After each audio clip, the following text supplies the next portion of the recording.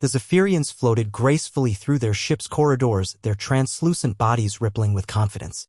Commander Vexlor gazed at the blue planet below, his three eyes narrowing with amusement. "Look at them," he whispered, watching the humans struggle with their primitive vehicles and clumsy movements. They had no idea that within hours Earth would have new masters. For centuries, the Zephyrian Empire had expanded across the galaxy, conquering world after world with minimal resistance. Their scouts had observed Earth for months, documenting what they perceived as a weak species barely capable of leaving their planet's surface. The humans moved slowly, required extensive machinery for simple tasks, and seemed perpetually exhausted by their own existence. The universe's easiest conquest, Vexlor had reported to the High Council, earning himself the honor of leading the invasion force. The Zephyrians came from Zephyr Prime, a gas giant where gravity was merely a suggestion. Their bodies had evolved to be gossamer thin, floating effortlessly through clouds of methane and hydrogen. They conquered dozens of low-gravity worlds, their superior technology and agility making them unstoppable. When they discovered Earth with its relatively small size and primitive defenses, they'd actually laughed. A planet where the dominant species can barely jump their own height, Subcommander Crevier had mocked during the briefing. The invasion fleet of 1,000 ships approached Earth's atmosphere with the casual arrogance of predators approaching wounded prey. As the lead ship reached Earth's thermosphere, Vexlor felt the first unusual sensation. A slight pulling. Adjusting for atmospheric density, the navigation officer announced, though his voice carried an uncertain note. The commander ignored it, focusing on the tactical displays showing Earth's laughably inadequate defense systems scrambling to respond.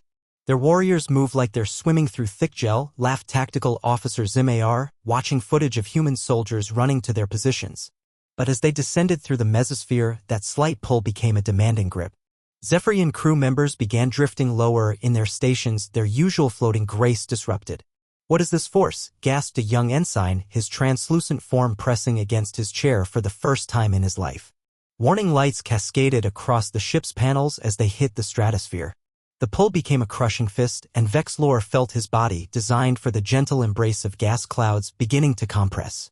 It's their gravity," the science officer screamed, his form flattening against his console. "It's 300 times stronger than home." The revelation hit the crew like a physical blow. They'd been so focused on technology and weapons, they dismissed the most fundamental force of the planet itself.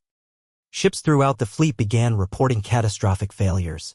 "We can't maintain altitude," came desperate calls. "The gravity, it's tearing us apart." Vexlor watched in horror as his mighty invasion force, each ship containing hundreds of warriors, began falling like stones. The humans below looked up to see what appeared to be shooting stars in broad daylight, the burning remains of would-be conquerors who'd underestimated the planet's embrace. "Emergency retreat," Vexlor commanded, though his voice came out as a strangled gasp. His body, evolved for weightlessness, felt like it was being crushed by invisible hands. All ships escape velocity now. But it was too late for many. The gravitational pull that humans considered normal was apocalyptic to the Zephyrians. Ships that had conquered star systems crumpled like paper in Earth's grip. Inside the lead ship, chaos reigned. "Sir, I can't move," cried the weapons officer, his form pooled like liquid on the floor. The mighty Zephyrian warriors who had danced through laser fire on a dozen worlds now lay helpless, crushed by their own body's weight. "How do they live like this?" Crevier wheezed, struggling to operate her console. "How do they even stand?" It was then that Vexlor understood. The humans' slow movements weren't weakness, they were power. Every step they took, every object they lifted, they did while carrying the weight of their world. "They're not weak," he gasped in revelation. "They're titans, living their entire lives under crushing force that would kill us in minutes." Only a quarter of the fleet managed to escape Earth's gravitational well.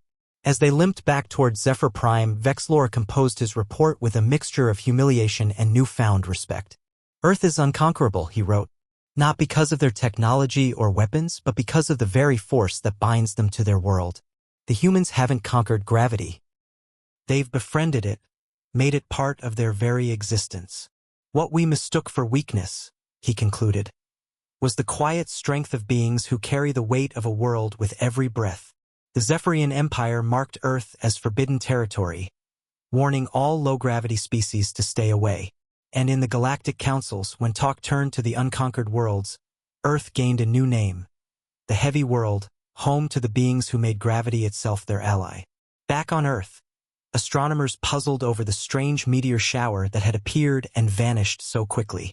Only a few conspiracy theorists came close to the truth, posting online about alien invasions thwarted by Earth itself.